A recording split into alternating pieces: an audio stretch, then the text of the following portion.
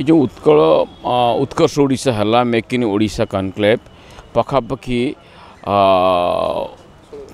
माने 16 लाख कोटी सेटा माने इन्वेस्ट आसला 80 रु ऊपर एमओयू साइन है एवं निश्चित भाव में ये ओडिशार एक माने विराट माने गोटे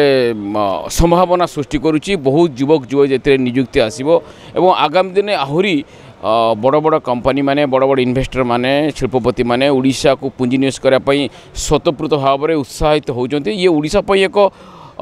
सुवर्ण जुग एवं जो आमर स्वप्न अच्छी 2036 मसीहा सुधा ओडिशा विकसित ओडिशा रे परिणत हम ये तार पूरा प्लाटफर्म पड़ जाइए। आगामी दिन में ओडिशा विकसित हवा संगे संगे आमर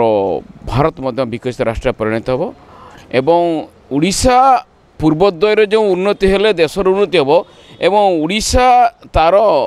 एक उदाहरण हम। विरोधी तो कहे तांको समय कौन करते कि तेणु विरोधी ईर्षारे जोड़ी जाऊँच सह्य करना जो भली भाव में लोकाभिमुखी काम हो गाँ माने